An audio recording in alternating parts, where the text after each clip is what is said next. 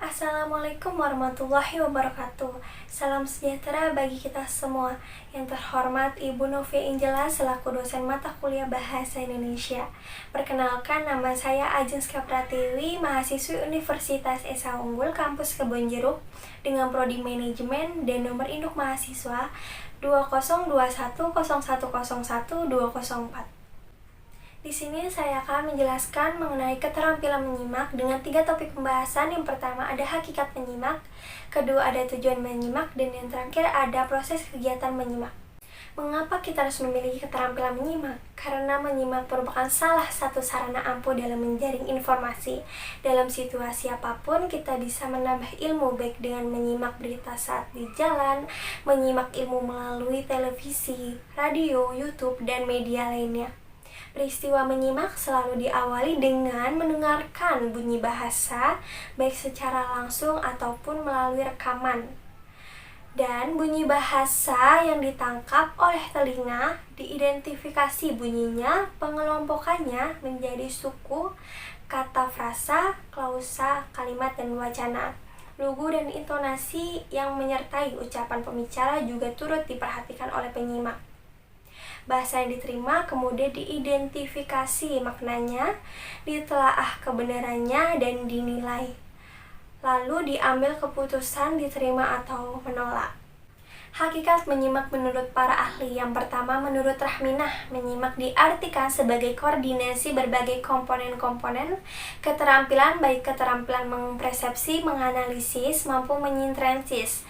Apabila seseorang dalam menyimak mampu mengidentifikasikan komponen-komponen tersebut, maka dapat dikatakan berhasil dalam kegiatan menyimak.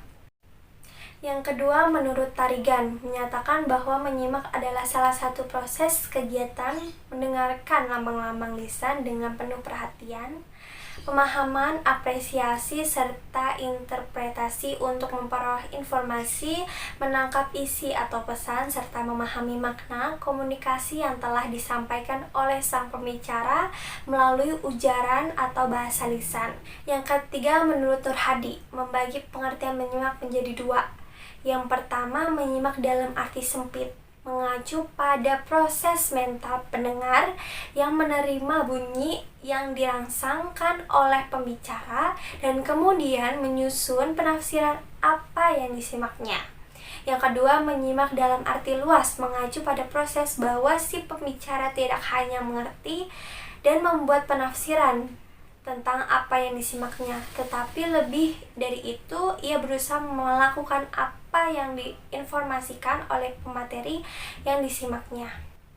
Nah, dapat saya simpulkan bahwa menyimak adalah kegiatan mendengarkan lambang-lambang lisan yang dilakukan dengan sengaja, penuh perhatian, disertai pemahaman, apresiasi, dan interpretasi untuk memperoleh pesan, informasi, memahami makna komunikasi, dan merespon yang terkadang dalam lambang lisan yang disimaknya. Tujuan menyimak menurut para ahli. Yang pertama, menurut Sudarji, ia berpendapat bahwa menyimak untuk memperoleh informasi, menyimak untuk menganalisis fakta, menyimak untuk mendapatkan inspirasi, menyimak untuk mendapatkan hiburan, menyimak untuk memperbaiki kemampuan berbicara, serta menyimak untuk membentuk kepribadian. Yang kedua, menurut Logan, menyimak untuk belajar, yaitu untuk memperoleh pengetahuan dari bahan ujar sang pembicara. Menyimak untuk menikmati keindahan audial, yaitu dengan penekanan pada penikmatan terhadap sesuatu dari materi yang diperdengarkan. Menyimak untuk mengevaluasi, yaitu agar dapat menilai apa yang disimaknya. Menyimak untuk mengapresiasikan materi simakan, yaitu untuk menghargai apa yang dinikmati, misalnya pembicara bercerita, membacakan puisi, musik, lagu, dialog, diskusi, panel, perdebatan. Menyimak untuk mengkomunikasikan ide-ide sendiri agar dapat mengkomunikasikan ide-ide gagasan maupun perasaan-perasaan kepada orang lain dengan lancar dan tepat. Menyimak untuk membedakan bunyi-bunyi dengan tepat, serta menyimak untuk memecahkan masalah secara kreatif, analisis, yaitu dengan memperoleh banyak masukan berharga untuk memecahkan masalahnya. Yang ketiga, menurut Setiawan, menganalisis untuk mendapatkan fakta, yaitu dengan mengadakan eksperimen penelitian, membaca buku, membaca surat kabar, membaca majalah, dan sebagainya. Menyimak untuk menganalisis fakta dan ide, yaitu dengan mempertimbangkan hasil simakan dengan pengetahuan dan pengalamannya. Menyimak untuk mendapatkan inspirasi, menyimak untuk mendapatkan hiburan seperti bernyanyi, menyimak untuk memperbaiki kemampuan berbicara. Nah, dapat saya simpulkan bahwa menyimak yaitu untuk belajar, menyimak untuk menikmati, menyimak untuk mengevaluasi, menyimak untuk mengapresiasi, menyimak untuk mengkomunikasikan ide-ide, menyimak untuk membedakan bunyi-bunyi, menyimak untuk memecahkan masalah, serta menyimak untuk meyakinkan. Proses kegiatan menyimak menurut para ahli. Yang pertama, menurut Brown. Pertama, pendengar harus memproses raw speech, menyimpan image darinya dalam short-term memory. Yang kedua, pendengar menentukan motif dalam setiap peristiwa pembicara yang sedang diproses. Ketiga, pendengar mencari maksud dan tujuan pembicara dengan mempertimbangkan bentuk dan jenis pembicara, konteks, dan isi.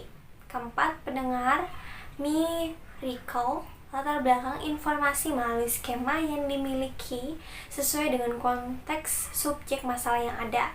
Kelima, pendengar mencari artikel literasi dari pesan yang didengar.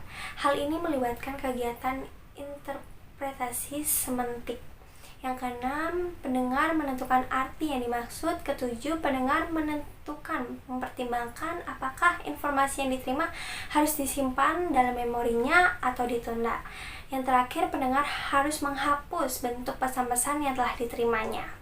Yang kedua, menurut Iskandar Wasid, menurutnya proses kegiatan menyimak yang pertama kita harus mendengarkan, yang kedua mengenangkan, yang ketiga memperhatikan, yang keempat membentuk imajinasi, yang kelima mencari simpanan masa lalu dalam gagasan, yang keenam membandingkan, yang ketujuh menguji isyarat-isyarat, yang kedelapan mengkodekan kembali, yang kesembilan mendapatkan makna, yang kesepuluh memasukkan ke dalam pikiran di saat-saat mendengarkan atau menyimak.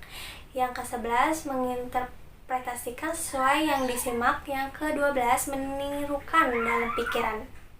Yang ketiga, menurut Camp, proses kegiatan menyimak dapat dilakukan dengan cara tahap identifikasi, yaitu identifikasi tanpa retensi, identifikasi seleksi terarah dengan retensi pendek atau terbatas, identifikasi dan seleksi dengan rentan yang memerlukan waktu yang panjang. Nah, dapat saya simpulkan bahwa proses kegiatan menyimak, yang pertama kita harus mendengarkan atau hearing dengan topik yang dibahas oleh sang pembicara. Yang kedua, kita harus memahami atau understanding dengan topik yang sedang dibicarakan. Yang ketiga, kita harus menginterpretasikan. Yang keempat, kita harus menilai. Dan yang terakhir, kita harus menanggapi tentang atau terhadap topik yang sedang dibicarakan. Dibutuhkan orang yang hebat untuk menjadi pendengar yang baik, maka dari itu hargailah pendapat dan pembicaraan orang lain. Sekian materi yang dapat saya sampaikan. Semoga materi ini dapat berguna bagi kita semua. Wassalamualaikum warahmatullahi wabarakatuh.